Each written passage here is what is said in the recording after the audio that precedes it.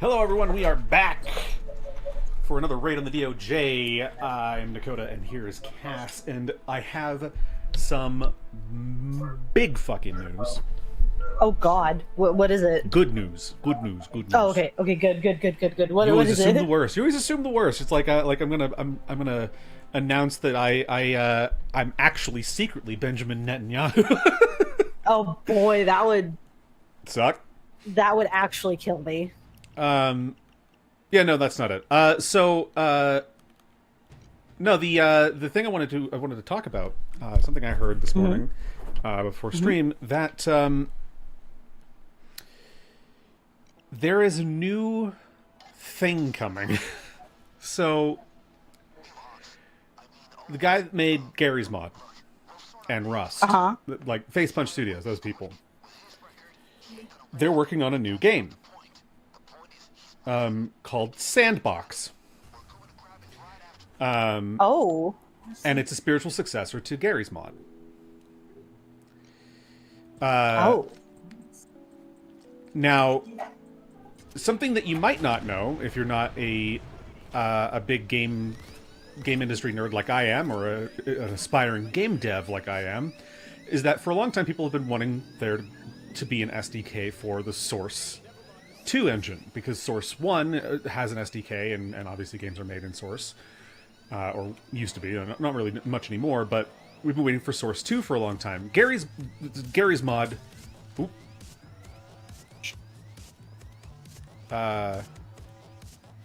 You there? It's connected. Oh, wait till you... Yeah, you are roboting out hard. To the host.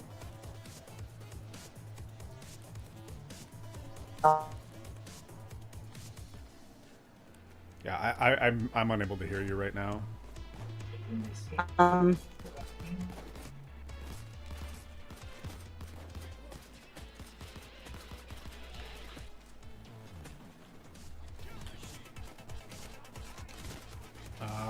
Missed it.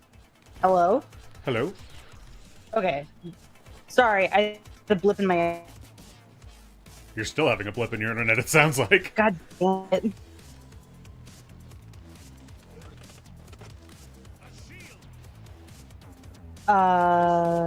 Okay. Am I able to get an invite again?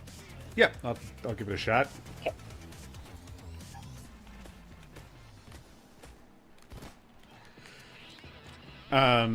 Yeah, so as I was saying, Gary's Mod 1 was, of course, made in Source, in the original Source engine, along with, Left 4 Dead, Left 4 Dead 2, I believe was also Source 1, stuff like that. Counter-Strike 2 is Source 2, I believe. But people have been waiting for a Source 2 SDK for a long time. So Sandbox, the new game from Face Punch Studios, is made in Source 2. But it goes further than that. It's not just a Gary's Mod successor.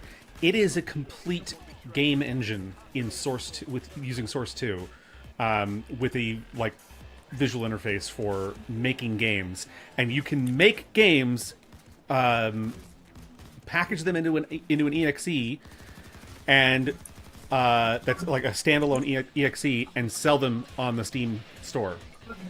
And you don't owe Steam, like you don't owe Valve or Face Punch any royalties for them. Oh shit.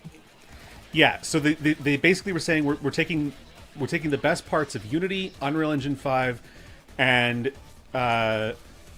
packaging it into a Source 2 based game engine that is accessible for everyone to make games without owing royalties. And they signed that deal awesome. with Valve. Oh shit. And it comes out at the end of April. Oh, whoa, that's close. Yeah. Holy Apparently they've been shit. working on this for a long time and trying to get this deal sealed with Valve. So that's huge. And honestly, I would happily switch to Sandbox for game dev over Unreal. because I hate Epic. I fucking hate Epic Games. I love their Unreal Engine. Don't get me wrong. I think the Unreal Engine is really, really impressive. It has some really great features and everything. But yeah, I hate Epic Games. I would rather be on a Valve engine any day.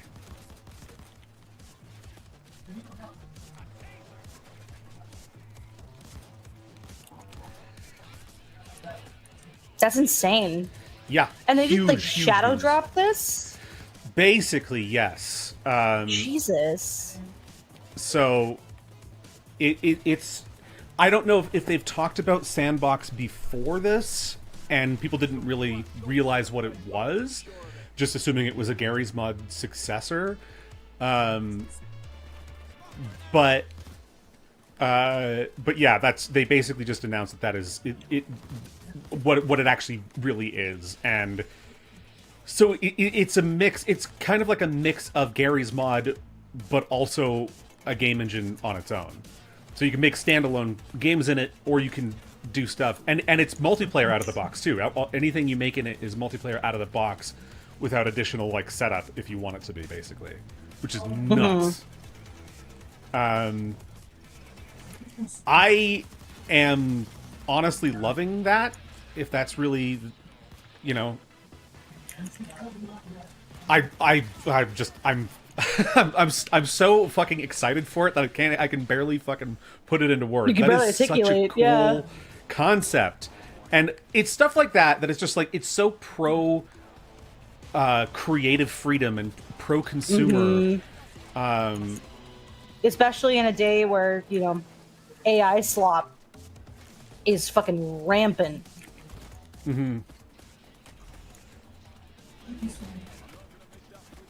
And meanwhile, here I am, like, just really, like, thankful to all these mod developers that have made stuff for, like, Divinity and whatnot, and made free tools that people can use for different things, because I rely so heavily on these things for what I'm currently working on, which is making progress, by the way. I have like one more breakthrough to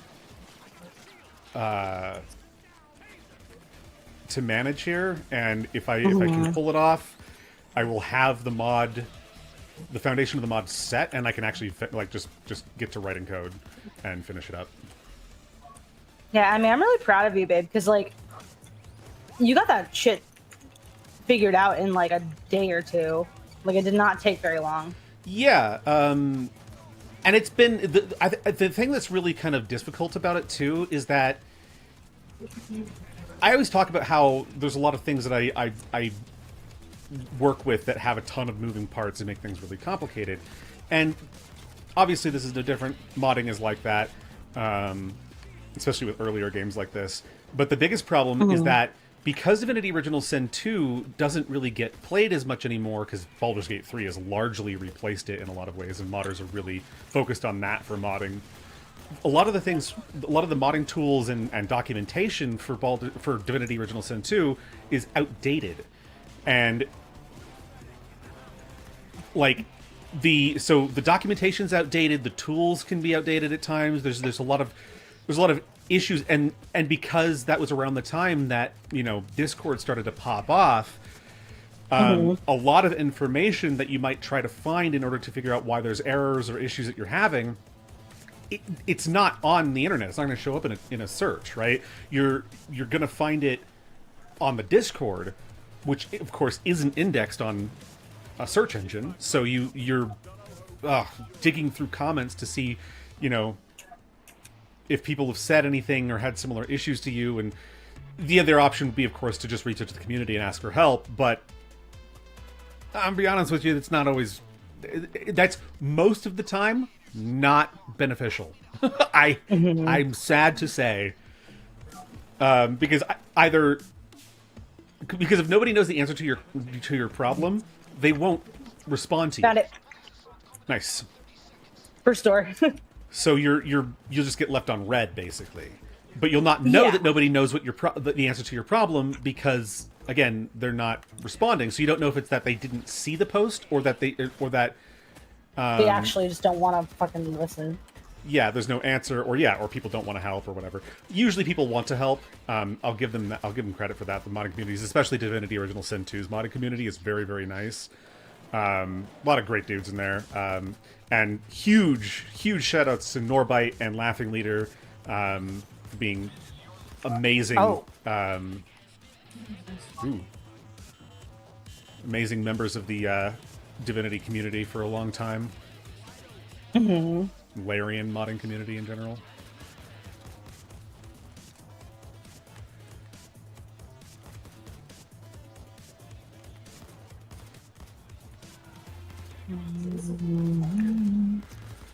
Okay, and bollards are lowered. Nice. My bollards dropped. Finally.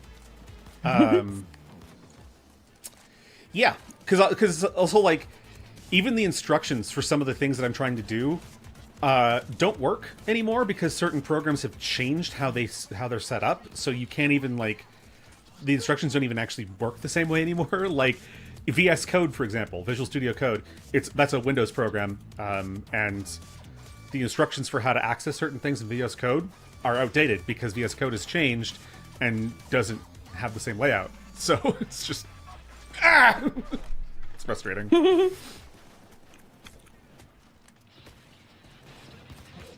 I also love that in Visual Studio Code, it reflects the rest of Microsoft software now because it shoves ads in my face. Really? Yeah. Just like Outlook does. Or your start menu. Jesus. I hate Windows. I hate Microsoft. I fucking hate them, dude. I fucking hate them! So mad. Someone ratted. Someone hooked me, and I'm gonna find out who. What Hoxton doesn't realize that nobody wants to fuck him.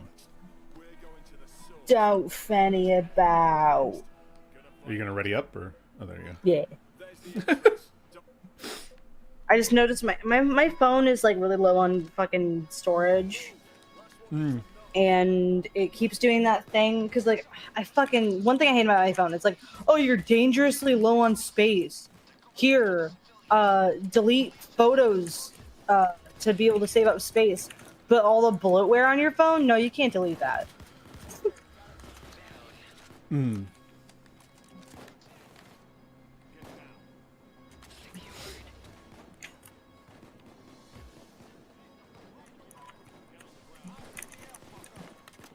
Come on. Really? Nobody wants to give up? Nope. Oh, yeah, and she's gone. I'm shooting her. Fucking bitch. Okay, I got the fat Mexican instead. Nope, he's dead. I'm gonna fucking throw myself off a cliff, is what's gonna happen. Well, don't do that. That's not the most fun thing you could do. Okay, I got a dude. Get the fuck away from me. Fucking retrobait. Or reprobate. There's I don't know a what key card here. So we've got 3. Yeah, I found one downstairs. Yeah, me too.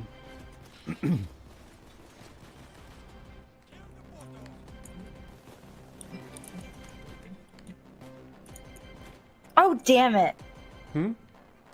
I forgot to watch the ESO stream today. I missed out on my 8 crown crates. Rip. I think they play it multiple times throughout the day, so you should be able to get it. There might be careers that also have drops on or something. I'm not entirely sure, but...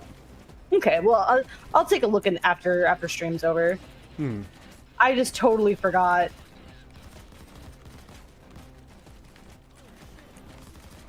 No cloaker. Bad cloaker, bad. You're a freak!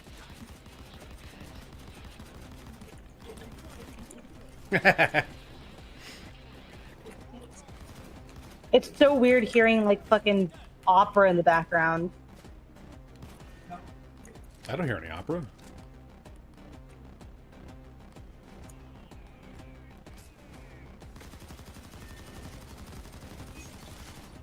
What am I hearing? I don't know. Did you leave your porn on in the background? Yeah, I did. And now I hear opera.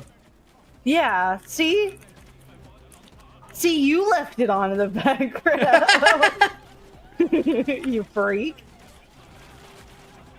I think, well, because that's sort of the thing with dynamic music in this game is that because it adjusts music based on what you're doing in the missions and stuff like that, and there's different parts of each song, right? So it'll from what I can tell, it seems to be asynchronous between clients. So because it's not handled by the server, it's handled client side. So it's like if we had what was that song? Break the Rules. Break the Rules playing. You might get lyrics, but I might not, right? Yeah, which has around the happened same time. before. Yeah, it has happened. That's how I learned that it was asynchronous, actually. Which makes sense. Like I could understand why that would not be handled by the server, because it would just be using bandwidth for no reason, because it doesn't need to be synced per se. No. It'd be a waste of resources.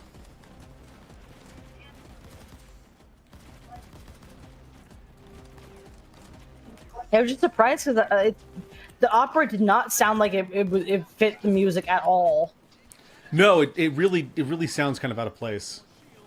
Yeah, so I was like, It does sound like you have a YouTube video on in the background or something. It's really that's weird. exactly what I was worried about. I was like, is that why my internet blipped? Did you hear about the situation with one of the employees that was laid off in the recent Epic Games layoff? No, what happened? So, he is an employee with he has he has cancer, and I can't remember what kind of cancer, but from what I understand, it's very severe. And he was relying on his benefits as an employee at Epic Games to help cover the costs. And they fired him. And they laid him off. And so people threw a fucking stink online, thankfully, because people are awesome in that regard. And Tim Sweeney, the CEO of Epic, stepped up and said, "Okay, Epic Games is currently in contact with him to help him with this because we didn't realize this was a thing that was happening." Better be. And I'm like, that's awesome. I'm glad that they're stepping in to do something about it. I hope it actually is a reasonable solution. However, Tim Sweeney still remains on my list of top 5 most evil dudes named Tim. He's not getting a break. He's now just number 3 instead of number 2. Well, no, he's still number 2. But no, the thing is like, because helping one dude that he put in a bad situation to begin with does not undo all the fucking damage he's done outside of that. No, and that's like a big problem that I have with like these big companies like that, is because by laying off people willy-nilly like that, I mean, this guy basically, he almost wrote his death warrant by doing that. Like, that is insanely cruel, and that's like one thing I really, really hate about just life in general, because at least in our society, bottom text, because we fucking, require people to have health insurance, or else you basically are just fending for yourself. And sort of, yeah. It's incredibly horrible. Because if you get incredibly, I mean, yeah, and obviously, like, there are certain services that can help with like low-income families and stuff, but it's like, even nowadays too, like, let's say you have a fucking you give birth to a child, and your kid is born premature and it has to be in the NICU. We've seen this woman's invoice online, almost $1 million, because her fucking baby had to be in the NICU, or else, her baby would have died. Yeah. And even with insurance, it cost her almost $1 million. How is this sustainable? I don't get it. Yeah, well, and that's just it. It's like,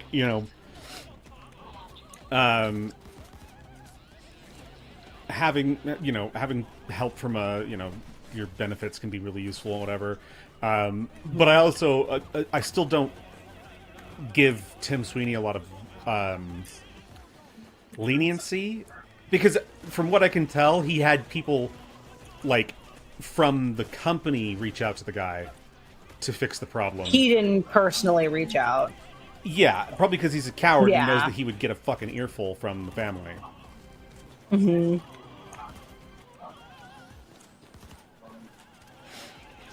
Well, and As I he think should, a lot of because, I this mean- stuff is like, it's bloat, right? I think that a lot of companies, when they get big, they start to just overinflate. And even small companies have this issue because, like, I've seen it a lot where the quality, like, they really need workers at a certain point, so they hire some extra people, and they're having trouble finding people, so so they start lowering their standards, right? Yeah. So they lower their standards, and then when they get really busy again, they have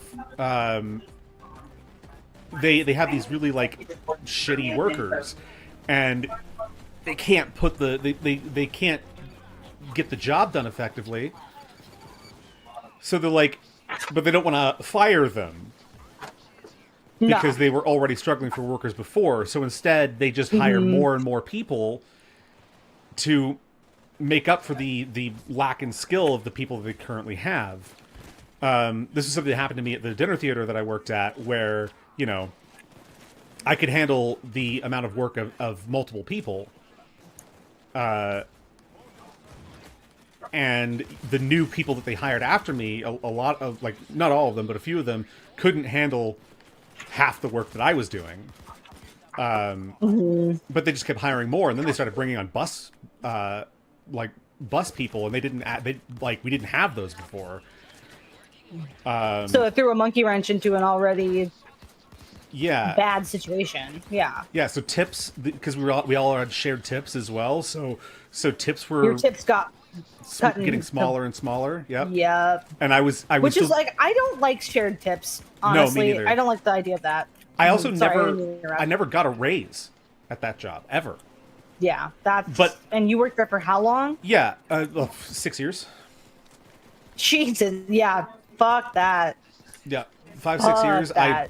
I worked there for years, never got a raise, unless minimum wage went up, in which case I got a raise to the new minimum wage. And that was it.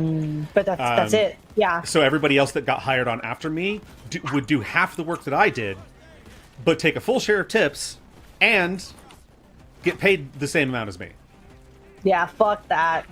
And then the bussers that were brought on as well, they also made the full amount of money, and they took a half share of tips.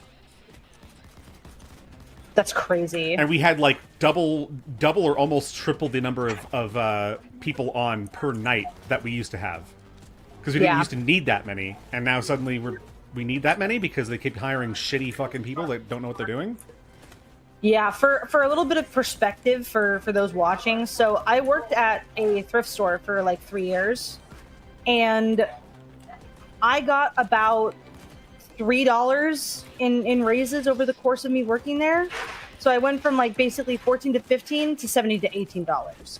To be fair, I got 2 promotions during those 3 years, but still,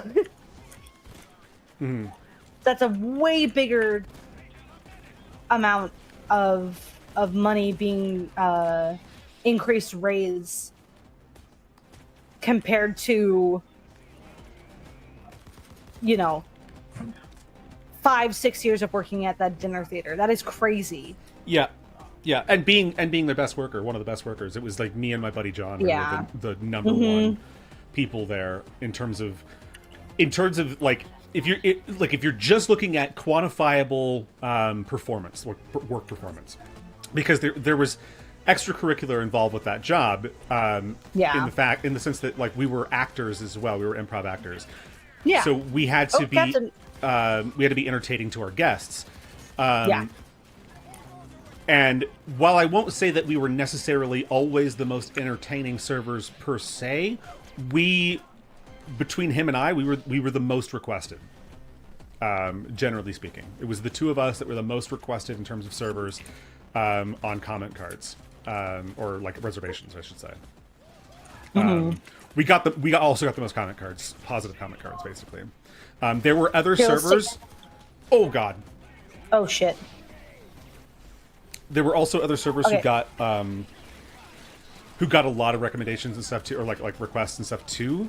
But they worked less consistently than we did, so it was just around that time we were the ones that got the most.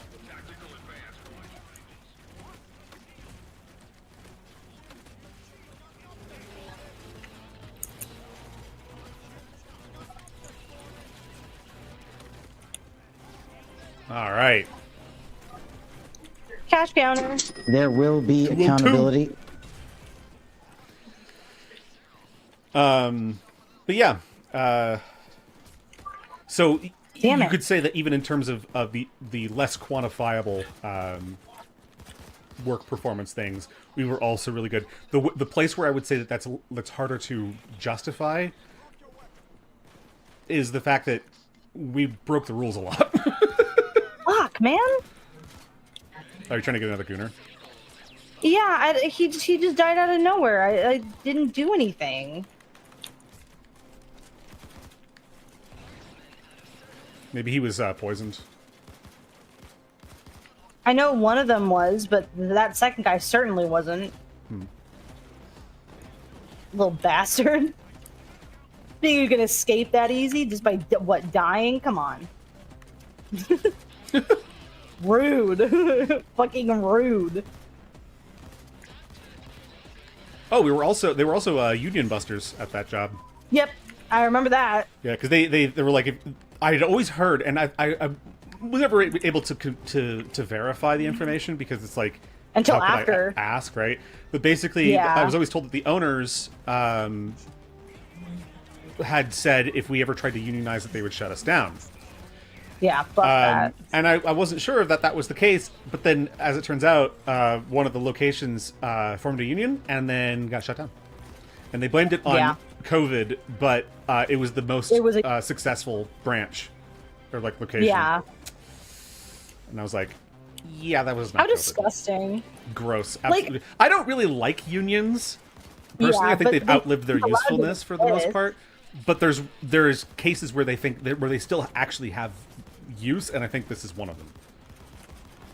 Because one Yeah. thing is, Well, and it- I might point out, is that it's a company that hires people to act, but they don't hire people from the actors union.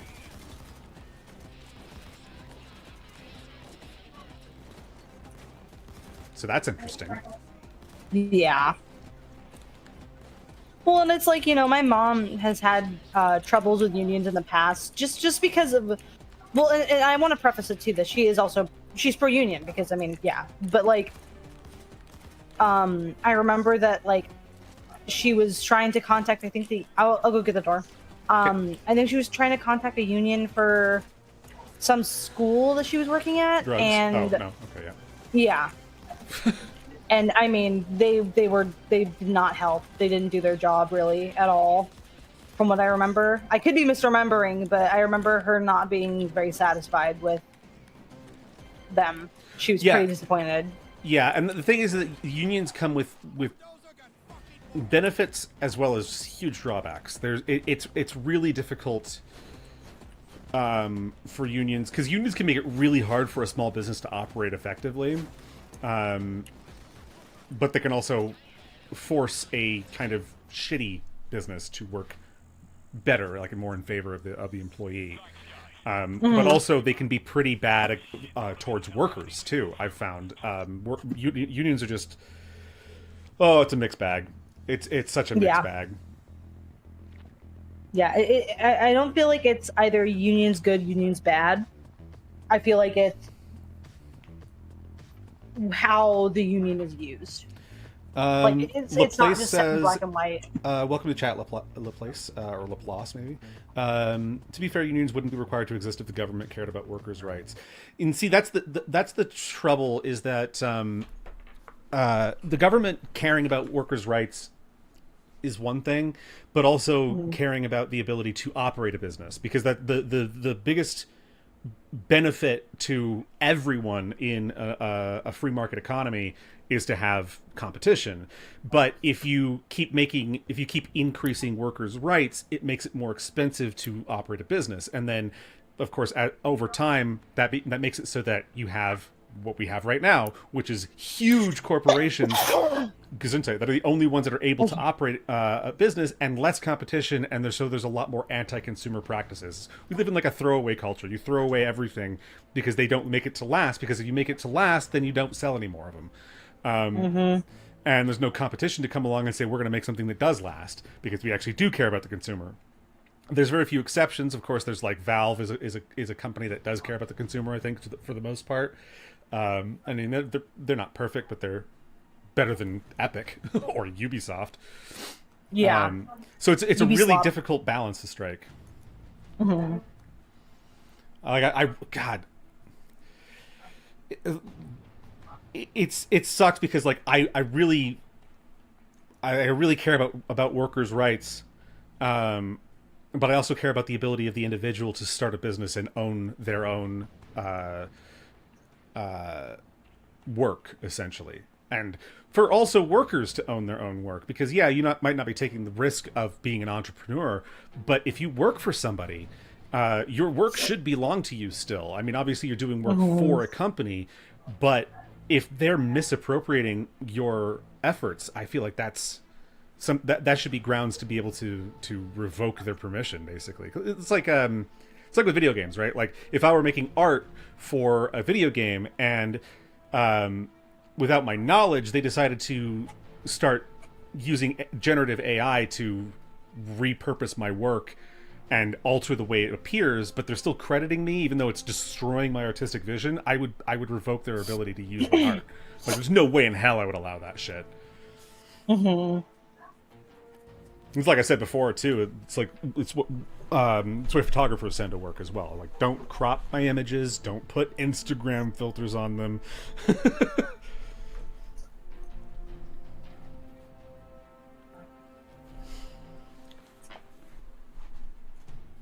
Yeah, so that is it for today's raid on the DOJ. I have made huge strides in my my mod for Divinity Original Sin 2.